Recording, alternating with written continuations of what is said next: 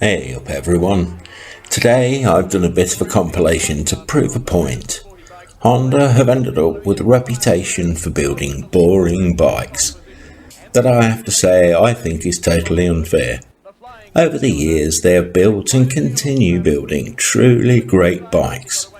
I featured some recently in the 12 legendary Hondas video, but to prove a point, here are another 15 fantastic Hondas that are anything but boring. Some of these Hondas have sold better than others, but all prove the point that Honda can and do build truly exciting and memorable bikes that are anything but boring. I did the 12 killer Kawasaki's video, and we'll be doing a Yamaha and Suzuki one at some point, so if you are a Yamaha or Suzuki fan, you won't be left out. I hope you enjoy the video, and if you do, try and remember to hit the like button. It costs nothing and helps the channel a lot. And if you subscribe, it means that you get to find out first when our latest videos are released. There is a second backup channel called BAREBONESMCMyMotorcycleMadness too. It's part of my ongoing effort to try and keep the YouTube gods happy, so come join us there if you haven't already. I do link other interesting videos made by other real bikers around the world on the community tab on the main channel page too, so it's always worth taking a look there to see what's happening. Anyway, starting in the past, I will work through the years. So to start, we have the Honda CB72 Dream Twin. The Honda CB72, or Dream Twin as it became known, was the first Honda and indeed the first Japanese motorcycle to be offered in Europe and in the UK. The overhead camshaft twin-cylinder engine with twin carbs produced around 24 horsepower at 9,000 RPM, and the bike weighed just 153 kilos dry. It had a 99 mile-an-hour claimed top speed and regularly tested around 96 to 98 mile an hour in various real-world conditions. It was built from 1960 to 1962 and would become the benchmark for 250cc performance on a standard road-going motorcycle. It didn't have the racing pedigree of the Barbero or the Aladora, but it didn't have their price tags either. It came in at a list price of just £293 in 1962. The Honda CR250, then called the Elsinore, was first launched in 1973, but it was in 1975 that it went into full-blown production and the Red Rocket was born. The 250cc two-stroke single was nimble, fast, easy to ride and had bomb-proof reliability compared to any of its competition. Producing over 35 horsepower standard and weighing just 100 kilos or 224 pounds, it set new standards of both performance and reliability. It dominated motocross for the next 5 years and only went out of production in 1983. It earned itself the sort of legendary status that few bikes have ever achieved, and its increasing rarity can make what was once an affordable motorcycle beyond the reach financially of many now. But they will always be remembered as one of the giants of the motocross world. The CB72 250 Dream Twin had been a huge success, and Honda won to some of the large capacity market dominated by the British twins and singles. The Black Bomber did compete on performance with many of the bigger bikes on the market. It produced 45 horsepower and 37 Nm of torque, and weighed about 185 kilos dry. This gave it a top speed in excess of 103 miles an hour. The CB450 wasn't a cheap motorcycle though. The engine was a double overhead camshaft design and it had a 180-degree firing order. Both of these things made it appear new, different and exotic, but it wasn't the commercial success of the CB250. It just didn't offer any significant gains in performance over some of the motorcycles already established in the world markets. What it did do is make other manufacturers take notice of this company that was still newcomers on the world stage. Honda released the CB500 Four. As its name suggests, It was the smaller across-the-frame Four that Honda had built to complement the success of the CB750. CB500 wasn't quite as powerful as its big brother, producing 50 horsepower and 45 Nm of torque. But at 200 kilos, it was almost 25 kilograms or 50 pounds lighter. It had the comfortable refinement of the CB750, but it handled better, was more flickable, and had a creditable top speed of around 115 miles an hour.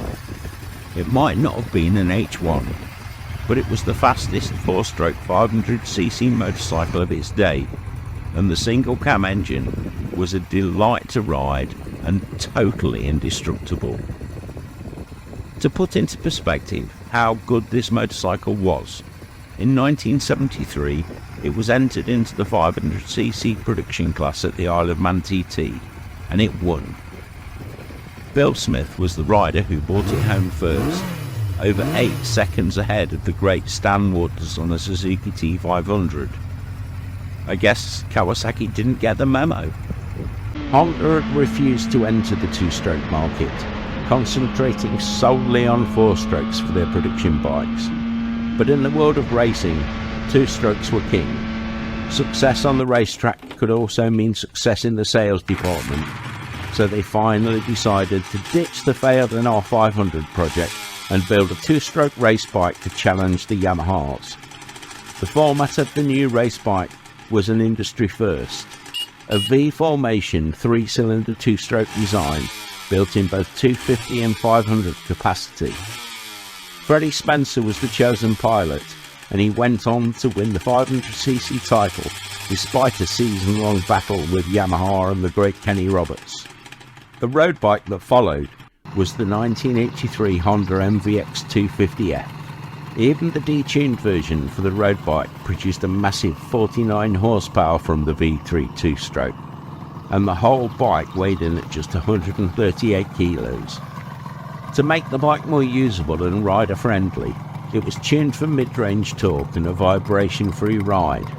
It achieved all of that, but the buyers wanted the outright performance, and the bike didn't actually pass the speed traps at much more than the Audi 250LC, despite all the extra power. Top speed was stated as 101 miles an hour, and although that was conservative, it rarely tested at much more. 105 miles an hour was the fastest registered speed I could find confirmed. Next, we have the Honda NS400R. The NS400R was Honda's flagship 2-stroke.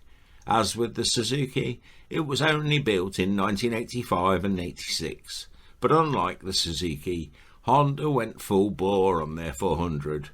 They wanted to dominate the home market with a faster 400cc bike than anyone else had, and the NS400R would produce a massive 72 horsepower at the crank, and although by the time that reached the rear wheel it was down closer to 60 horsepower, it was the most powerful 400cc motorcycle for many years. It was slightly heavier than the Suzuki at 163 kilos dry, and although 10 kilos might not sound like a lot, every pound or kilo mattered. Acceleration was officially down compared to the Suzuki at 13 seconds for a standing quarter mile, but I have seen 12-second times on bog standard machines that would refute that figure. Top speed was slightly down too, at 202 km per hour or 125.5 miles an hour, but this too was almost imperceptible. The full story is really one of specs. Although max torque was almost identical, Honda's 112-degree V3 engine always just felt like it had a little more grunt at the bottom end than the Suzuki. On a track, at whatever level, they were hard to separate, but on the road, the Honda won hands down. It was just more manageable and easier to ride for us mere mortals. You could feel the engine begin to come alive around 6,000 RPM, and by 7,000, the rush of power from that triple engine had become a surge. By 8,000 RPM, it was time to hold on for dear life, and you still had another 1,500 RPM on tap at that point. This wider, more usable power band than the Suzuki just made it an easier motorcycle for the average rider to ride fast.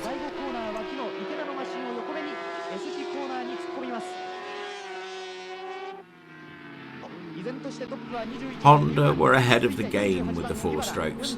They had the history of the CB500 Four behind them and Honda's rich heritage of racing four-strokes.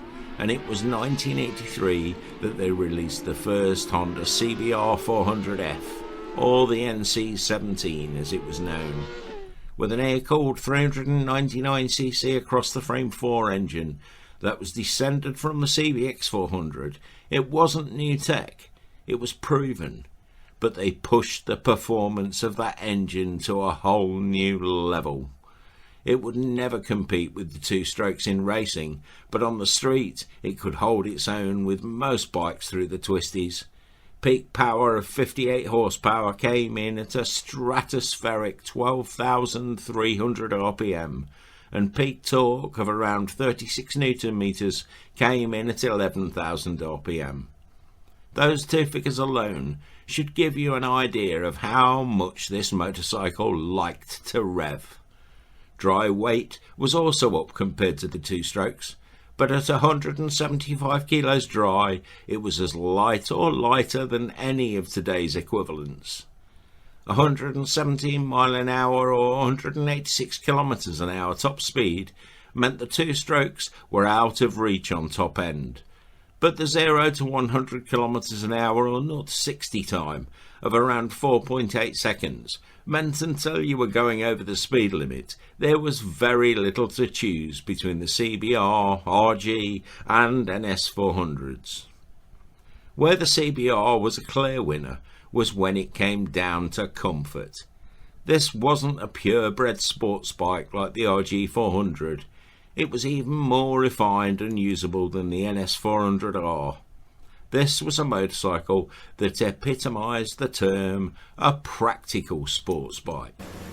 Through the twisties, it was a joy, and if you kept it on the boil, it was a handful for all but the fastest bikes. 1986 saw the final year of the NC17, with 3 variants in naked form, a half-fed endurance version, and the fully fed F3 endurance. But it also saw the introduction of a new breed of CBR. This time, the all-new water-cooled CBR400 was lighter and faster. It shared much of the styling of the jelly mold CBRs in the first year, but by 1987, the styling had evolved into a more race-bred style, and we got an extra R in the CBR400RR. The red line was pushed up to 14,000 RPM, and changes came thick and fast, with the tri-arm and then the gull arm swing arms, and Honda's anti-dive fork system stiffened up the damping under braking, and the early 16-inch front wheel was replaced by a 17-incher. This motorcycle oozed class, with quality touches everywhere, and for us now, looking back, it is easy to see the dawning of the Fireblade. This is a bike that became known as the Baby Blade, but it was built a full 5 years before the bigger 900 blade was built. It was manoeuvrable yet poised, and had predictable handling, but was sharper than any of its larger kindred. Rarely have I ridden a bike that is as flickable yet sure-footed as the CBR400RR. In many ways, you could say that the baby Honda Blade is the motorcycle that made the Fireblade so good. Trimming weight wherever possible became an obsession with this bike. It was that philosophy that was carried forward into the 900 Fireblade project. The NC23 was replaced in 1990 by the NC29, and over the years the performance was pushed up until by 1998 it had a top speed of 135 miles an hour, which even now seems phenomenal for a 400cc bike. As well as the competition from other manufacturers, the CBR had to compete within the Honda lineup too. As well as the NS400R, the all-new VFR platform was under development, but the fact the CBR400 lasted so long is a testament to how good these incredible bikes were.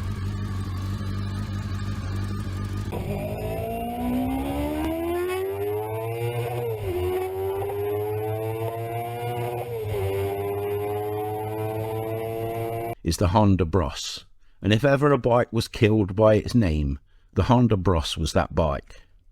Although, to be fair, it didn't seem to do much better in the States, where it got the Hawk name. Built from 1988 to 1993 in both 400 and 650cc variants, Honda gave it plenty of time to succeed. It just never did. In reality, it wasn't a cheap bike, which meant it was competing in real terms with many higher capacity bikes, and its less than spectacular performance didn't help it here either. Sales were poor, in spite of the many trick bits like the single-sided swinging arm and the flat slide carbs. In reality, it was a more sprightly and eager bike to ride than the similar NTV Revere, which used shaft drive, but it somehow fell between the cracks. Looking at it now, it has a very pre-retro look that reminds me of the new Yamaha XSR range, and I'm sure today it would be seen quite differently. The 650cc V-twin engine had proven its reliability in many bikes over the years, from the Transalp to the Deauville and beyond.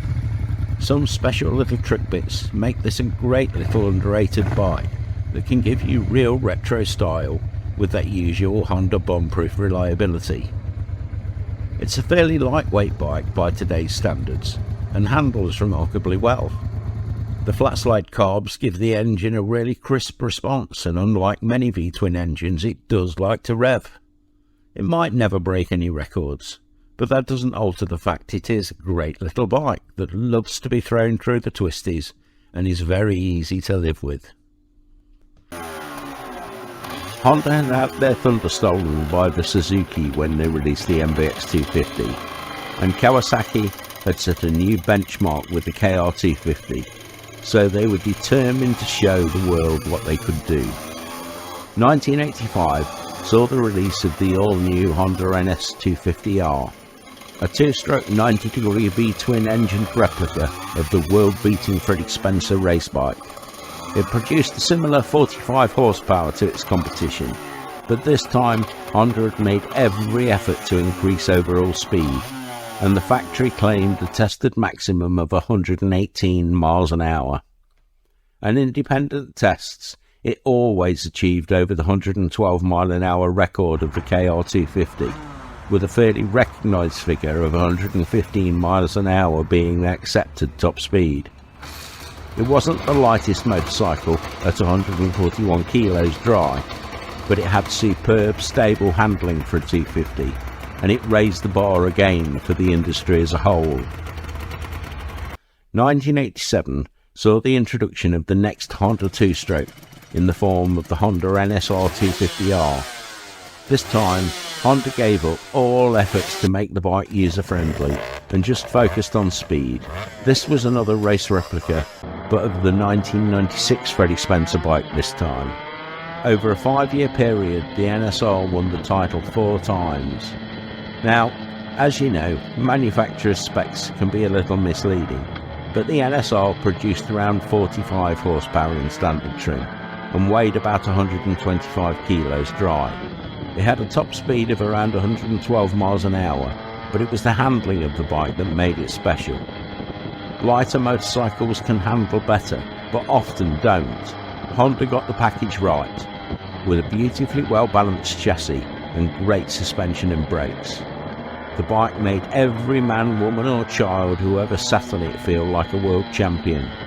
Every component down to the last nuts and bolts were designed with speed in mind. I have to talk about the Honda VFR and RVF400.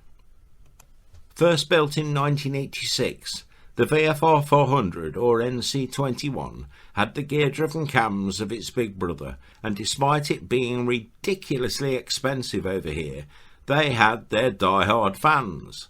By 1988, we had the NC30, which is still held by some as the very best of the VFRs.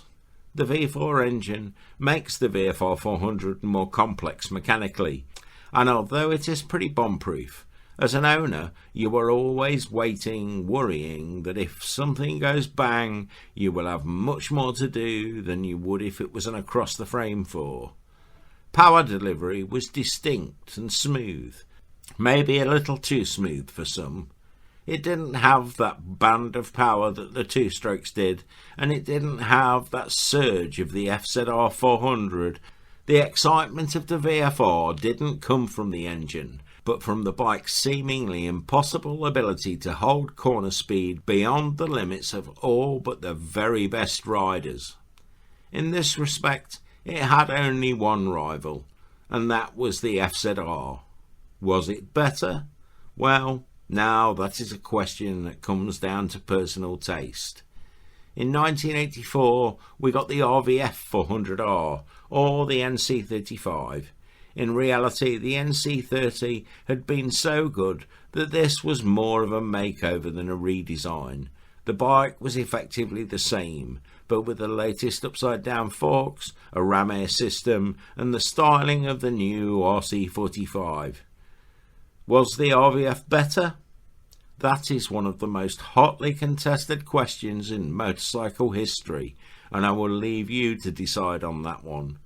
Power was around 60 horsepower, and top speed was in the region of 128 miles an hour dependent on the gearing. But top speed is a stupid metric to judge any of these bikes. What they are all supremely good at is carrying that speed through the corners. Next, we have two bikes which I will group together, but I'll talk about them in date order. Both are strong, powerful and reliable bikes, and I think they will stamp their mark as time passes.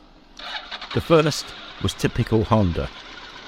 Imagine a CB1300 crossed with a VMAX with the plush ride of a Goldwing, and you might start to see why Honda built the X4.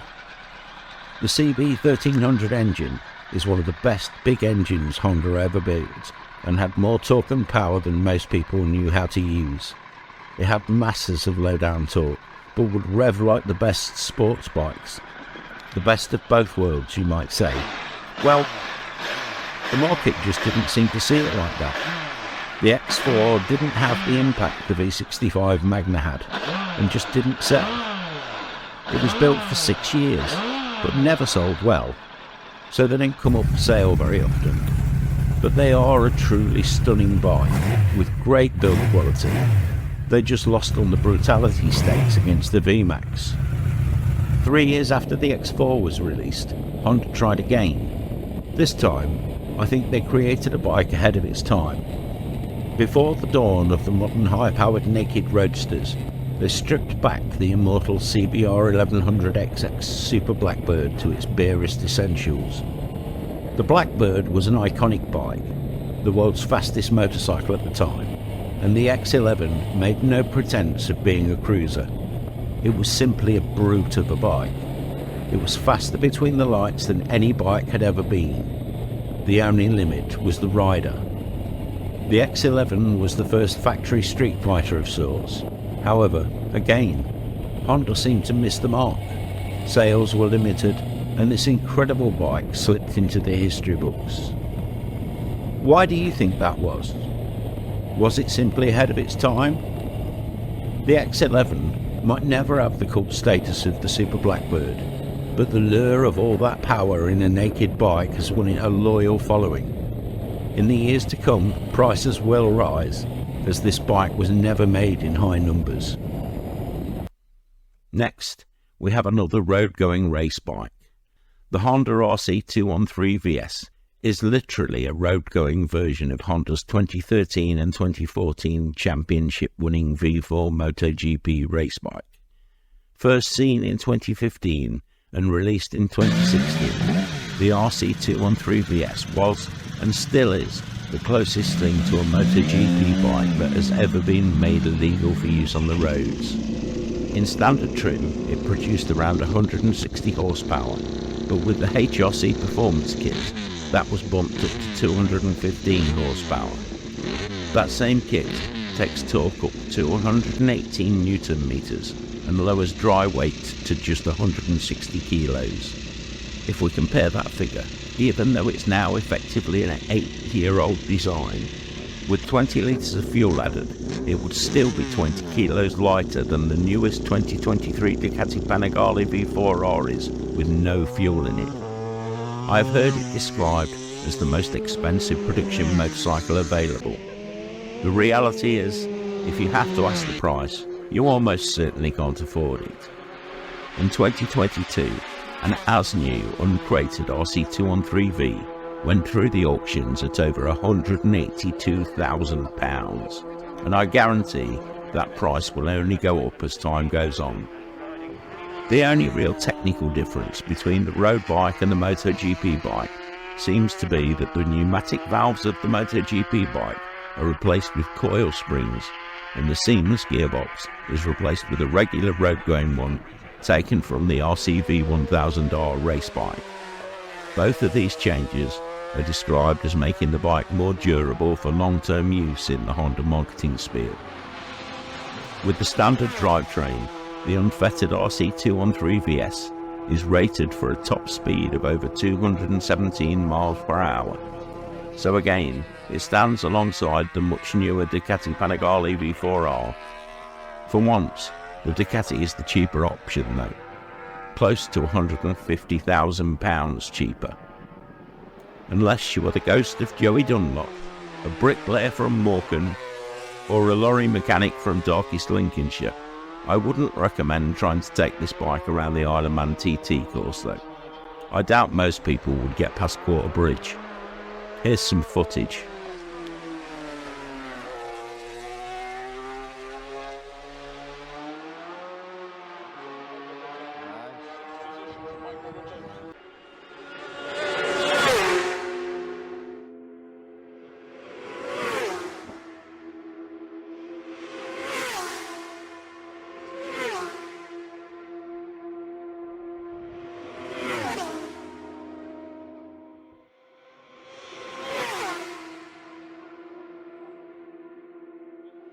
Next, we have the good old Fireblade.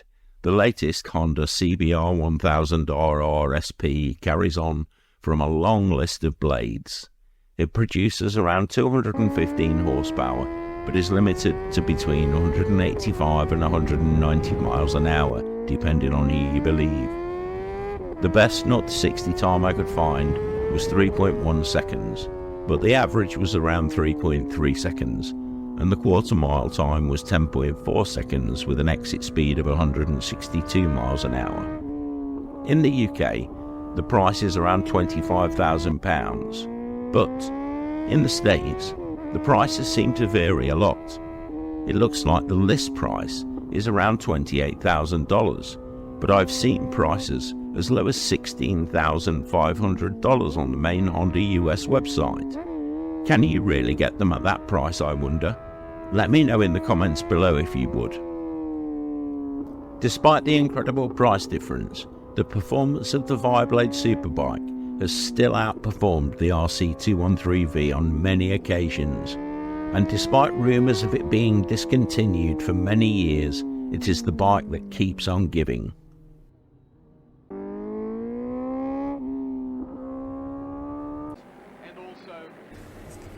Anyway, that's it for today. Let me know in the comments what your favourite Hondas are. I hope you enjoyed this video, and as always, I do look forward to hearing your opinions in the comments. I will finish answering all the comments in time, but I do have a bit of a backlog. If you got this far and haven't already, don't forget to hit the like button and subscribe to the channel. Subscribing does help a lot and means you get to find out first when our regular updates, news, views and other videos go out. Please share the video with anyone you think will be interested too if you could. That is the one thing that helps the most. It kicks the YouTube algorithm into gear and helps to get the channel out there to new viewers. For the best biker t-shirts and other merchandise made by bikers for bikers, you can visit the website or the Red Bull shop linked in the description below too. There are other exciting motorcycle adventures and other stories from the shed and beyond on the website, so why not grab a cuppa and take a look around. Thanks for watching. I hope you get some great riding in, and remember, keep your spanners close and your keys even closer. Ride free, everyone. Sub 59 second laps. Ready now in the lead. Right under, but Crosby will get him on the exit. Yes. Preddy too fast into the corner, and Crosby on the right line to come out quickly, which is the essence of it all. Preddy looks to me, frankly, as though he's having a bit of a brain snap. I don't think this is the way to ride a 6-hour race, an incredible pace, and not one that Crosby would like. Crosby doesn't want this sort of scrapping. Why Preddy's doing it, I don't know. He stuck his neck out so far twice, and this seems almost doomed to failure, and I think Crosby will let him go. Although Crosby doesn't know how to let people go in front of him. But I think he will. I think Crosby doesn't want to be drawn into that sort of thing, and he can see the danger. He could possibly get brought down by Preddy. Now the gap between the first and last place by 8 lap is 47.5